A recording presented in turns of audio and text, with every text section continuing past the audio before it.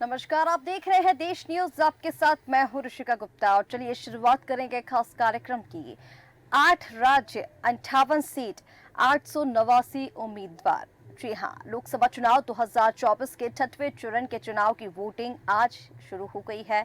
इसमें 8 राज्य और केंद्र शासित प्रदेश की 58 संसदीय सीटों पर मतदान हो रहे हैं। इस चरण में कुल 889 उम्मीदवार मैदान में हैं और आज जिन सीटों पर चुनाव हो रहे हैं उनमें से उत्तर प्रदेश की सबसे ज्यादा 14 सीटें हैं। वहीं हरियाणा की हम बात करें तो हरियाणा की सभी 10 लोकसभा सीटें, बिहार और पश्चिम बंगाल की 8, दिल्ली की सभी 7, उड़ीसा की 6, झारखंड की 4 और जम्मू कश्मीर की 1 सीट शामिल है। लोकसभा चुनाव के 6वें चरण में 57 सीटों पर मतदान जो है वो होना थे, लेकिन जम्मू कश्मीर की अनंतनाग सीट पर मतदान स्थगित हो गया था और इसी कारण अब 6ठे चरण में 58 सीटों पर वोटिंग हो रही है। 6ठे चरण की अगर हम बात करें तो 6ठे चरण में 3 पूर्व मुख्यमंत्री, 3 केंद्रीय मंत्री जो है वो चुनाव लड़ रहे हैं और इसके साथ एक जज भी चुनावी मैदान में है। 6ठे फेज का जो चुनावी मैदान है, और देखिए लगातार क्योंकि किस तरह से तस्वीरें भी आपको दिखा रहे थे। 6ठे चरण से पहले जो मुद्दे थे वो क्या मुद्दे थे, किन मुद्दों पर प्रचार प्रसार पार्टियों की ओर से किया गया, किन मुद्दों पर प्रचार प्रसार राजनीतिक दलों की ओर से किया गया और क्या कितना प्रभाव इन मुद्दों ने जनता के मन पर डाला। तो जैसा आपको बताया, 3 केंद्रीय मंत्री, 3 पूर्व मुख्यमंत्री और 1 पूर्व हाईकोर्ट जज ये जो है वो चुनावी मैदान में है। 3 केंद्रीय मंत्री जिनमें धर्मेंद्र प्रधान संबलपुर, राव इंद्रजीत सिंह गुंजगांव और कृष्णपाल सिंह गुर्जर फरीदाबाद से। तो ये फरीदाबाद, गुंजगांव और संबलपुर की सीट जहां से 3 जो केंद्रीय मंत्री हैं वो चुनाव लड़ रहे हैं। अब 3 पूर्व मुख्यमंत्री की अगर हम बात करें तो महबूबा मुफ्ती अनंतनाग राजौरी से चुनावी मैदान में है, मनोहर लाल खट्टर करनाल से चुनावी मैदान में है और इसी के साथ जगदम्बिका पाल जो मरियागंज से चुनावी मैदान में है। एक पूर्व हाईकोर्ट जज की भी क्योंकि लगातार बात की जा रही है, अभिजीत गंगोपाध्याय जो तमलुक से चुनावी मैदान में है, जो कि पश्चिम बंगाल में है। 6ठे चरण में 25 मई यानी आज जो है वो 8 राज्य की 58 लोकसभा सीटों पर मतदान सुबह 7 बजे से जारी है। और चलिए पहले आपको राज्यवार सीटें बता देते हैं कि किस राज्य की कौन सी सीट पर आज जो मतदान है वो हो रहा है। उस बाद हम एक नजर डालेंगे इन 58 सीटों की वो हॉट सीट और वो दिग्गजों की सीट जिनकी किस्मत आज ईवीएम में कैद होने वाली है। उत्तर प्रदेश की अगर हम बात करें पहले तो 14 सीटें जिनमें भदोही, सुल्तानपुर, प्रतापगढ़, फूलपुर, इलाहाबाद, अंबेडकर नगर, श्रीवास्ती, डुमरियागंज, बस्ती, संत कबीर नगर, लालगंज, आजमगढ़, जौनपुर, मछलीपुर शहर, ये जो सीटें हैं उत्तर प्रदेश की वो सभी सीटें शामिल हैं। हरियाणा की अगर हम बात करें तो हरियाणा की 10 सीट जिसमें कुरुक्षेत्र, अंबाला, सिरसा, करनाल, सोनीपत, रोहतक, भिवानी, महेंद्रगढ़, कोंडगांव, फरीदाबाद, हिसार, ये जो सारी जो सीटें हैं वो हरियाणा की हैं। बिहार की अगर हम बात करें तो बिहार की 8 सीटें इसमें शामिल हैं।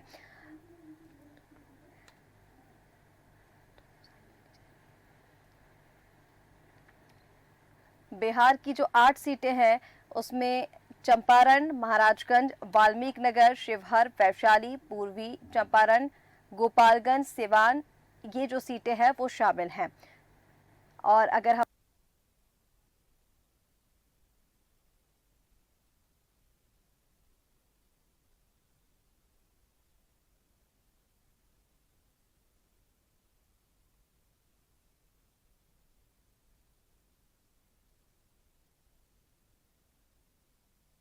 पश्चिम बंगाल की अगर हम बात करें तो पश्चिम बंगाल की 8 सीटें जिनमें तामलुक, झारग्राम, मोदिनीपुर, बांकुरा, विष्णुपुर, कांथी, घाटलपुरिया, ये जो सीटें हैं वो शामिल हैं। दिल्ली की 7 सीटें, क्योंकि दिल्ली की सभी 7 सीटों पर आज दंगल जारी है, तो दिल्ली की 7 सीटें पूर्व दिल्ली, पश्चिम दिल्ली, दक्षिण दिल्ली, चांदनी चौक, उत्तर पूर्व दिल्ली, उत्तर पश्चिम दिल्ली और नई दिल्ली, ये जो सीटें हैं वो दिल्ली की हैं। उड़ीसा की 6 सीटें इसमें शामिल हैं, संबलपुर, क्योंझर, ढेंकनाल, कटक, पुरी और भुवनेश्वर, ये उड़ीसा की 6 सीटें जिन पर आज मतदान हो रहा है।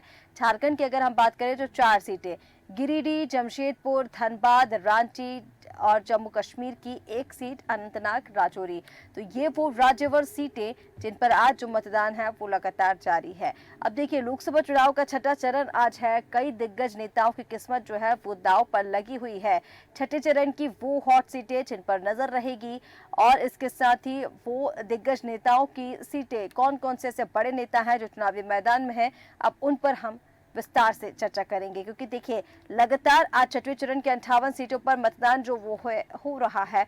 और जैसे कि आपको पहले बताया, 3 केंद्रीय मंत्री, 3 पूर्व मुख्यमंत्री और 1 पूर्व हाईकोर्ट जज जो चुनावी मैदान में है। तो बेहद दिलचस्प ये मुकाबला और हॉट सीट जिन पर नजर आज रहने वाली है। क्योंकि दिल्ली का जो मुकाबला है 7 सीटों पर, क्योंकि आज सभी 7 सीटों पर जो मतदान है वो हो जाएंगे। और दिल्ली का जो मुकाबला है वो बेहद दिलचस्प भी इसलिए क्योंकि अगर हम पहले की देखें तो पहले जो है कांग्रेस और आम आदमी पार्टी, बीजेपी सब अलग अलग थे। इस बार अगर हम देखें तो जहाँ एक और बीजेपी है, वहीं दूसरी और इंडिया गठबंधन यानी आम आदमी पार्टी और कांग्रेस जो है वो साथ में चुनाव लड़ रही है। नई दिल्ली की बात करें सबसे पहले तो इस सीट से भाजपा की ओर से दिल्ली की पूर्व सीएम और पूर्व केंद्रीय मंत्री सुषमा स्वराज की बेटी बांसुरी स्वराज चुनावी मैदान में है और ये पहली बार चुनाव लड़ रही हैं। बताया जा रहा है कि प्रधानमंत्री ने खुद बांसुरी का नाम चुनाव के लिए आगे बढ़ाया था। और इसी के साथ इनके खिलाफ आम आदमी पार्टी के जो नेता हैं सोमनाथ भारती, वो चुनावी मैदान में हैं। ये केजरीवाल सरकार में पूर्व मंत्री रह चुके हैं और 3 बार विधायकी का चुनाव भी जीत चुके हैं। तो ये जो नई दिल्ली का मुकाबला है बेहद दिलचस्प है क्योंकि पीएम ने खुद इस बार बीजेपी उम्मीदवार का जो नाम है वो सजेस्ट किया था और चुनाव वो लड़ रही हैं। देखना होगा कि क्या नतीजे होंगे। लेकिन अब चलिए दूसरी हॉट सीट की बात करते हैं, नॉर्थ ईस्ट दिल्ली की। इस सीट से बीजेपी की ओर से मनोज तिवारी चुनावी मैदान में है। भोजपुरी फिल्मों से राजनीति में आए मनोज तिवारी 2014 और 2019 में सांसद चुने गए थे। इस बार फिर से चुनावी रण में है, यानी एक बार फिर मनोज तिवारी जो है उनके सामने ये चुनौती है कि जो उन्होंने पिछला प्रदर्शन किया था उसी को वापस दोहराना है। इस सीट से उनके खिलाफ कांग्रेस से कन्हैया कुमार चुनाव में खड़े हुए हैं। छात्र राजनीति से चुनावी राजनीति में आए कन्हैया ने 2019 में बेगूसराय से चुनाव लड़ा था, लेकिन वहां इनको हार का सामना करना पड़ा था। तीसरी हॉट सीट की अगर हम बात करें तो तीसरी हॉट सीट जो है वो उत्तर प्रदेश की सुल्तानपुर सीट है। अब देखिए, सुल्तानपुर सीट की जब हम बात करते हैं तो कि उत्तर प्रदेश में जो हमने राजनीति गरमाते हुए देखी है अल्पसंख्यकों को लेकर, जातीय समीकरणों को लेकर, तो वो जिस तरह से वहां पर हलचल देखी गई है उस हिसाब से सुल्तानपुर की ये जो सीट है, सुल्तानपुर लोकसभा सीट, इसे बेहद दिलचस्प माना जा रहा है। सुल्तानपुर सीट पर जातीय समीकरण चुनाव पलट सकते हैं। पिछले दोनों चुनाव में बीजेपी ने यहां जीत हासिल की थी, तो सुल्तानपुर पे पिछले दोनों चुनाव में बीजेपी जीती थी, लेकिन इस बार निषाद और कुर्मी वोट काटने के लिए सपा बसपा ने अपने प्रत्याशी इन दोनों समुदाय के ही उतारे हैं। अब इसमें बीजेपी की लय बिगड़ने के आसार हैं। हालांकि 8 बार सांसद रह चुकी मेनका जातीय समीकरण को काटने का मादा रखती हैं और मेनका गांधी 8 बार से इसी सीट पर सांसद रह चुकी हैं। इस बार बेटा वरुण चुनाव प्रचार से दूर है।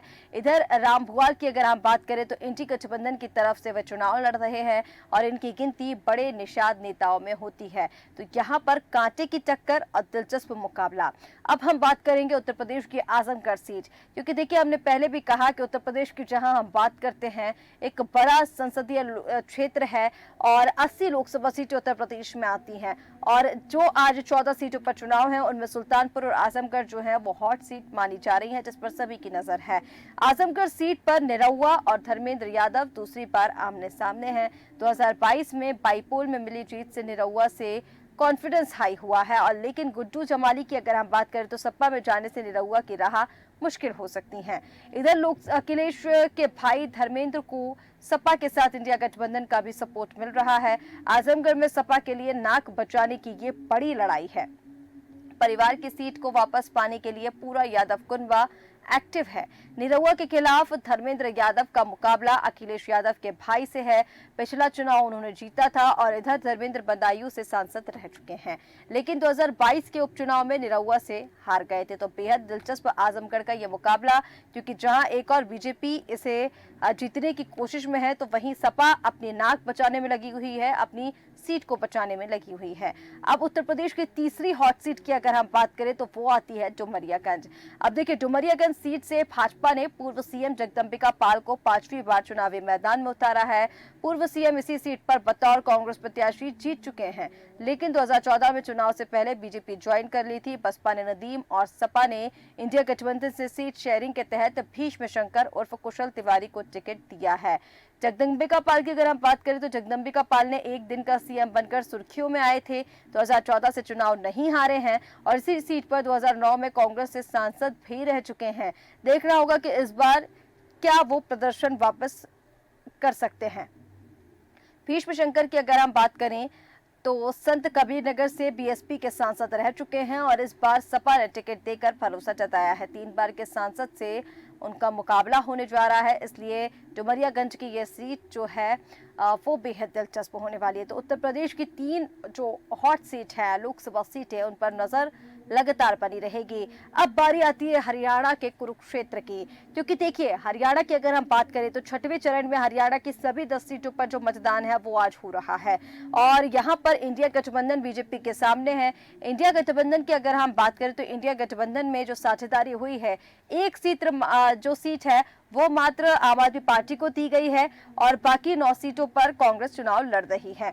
अब कुरुक्षेत्र में देखिए आप 10 साल के ब्रेक के बाद दूसरी पारी की शुरुआत कर रहे नवीन जिंदल के लिए इस सीट पर बीजेपी को जीत दिलाना एक बड़ी चुनौती माना गया है। नवीन का मुकाबला आम आदमी पार्टी के सुशील गुप्ता, इनेलो के अभय सिंह चौटाला से है। कांग्रेस छोड़ बीजेपी में आए जिंदल की जीत के साथ पार्टी यहां जीत की हैट्रिक भी लगा सकती है। वहीं नवीन जिंदल के खिलाफ डॉक्टर सुशील गुप्ता, बता दें कि आपको नवीन जिंदल पिछले 2004-2009 का चुनाव कांग्रेस के टिकट पर लड़े, 2014 में हारे, 2019 में टिकट नहीं मिला और चुनाव से ठीक पहले बीजेपी ज्वाइन की। इधर डॉक्टर सुशील गुप्ता आम आदमी पार्टी और इंडिया गठबंधन के हरियाणा में एक लौते कैंडिडेट हैं। बाकी 9 सीट पर कांग्रेस ने अपने पास रखी हैं और उस पर कांग्रेस के जो प्रत्याशी हैं वो लड़ रहे हैं। अब बात करेंगे हरियाणा के दूसरी हॉट सीट की, जो गुड़गांव है। पंजाबी और मुस्लिम बाहुल गुड़गांव में इस बार कांग्रेस बीजेपी में सीधी टक्कर है। एक तरफ राज बब्बर का स्टारडम है तो वहीं दूसरी तरफ बीजेपी को गुटबाजी से नुकसान का डर।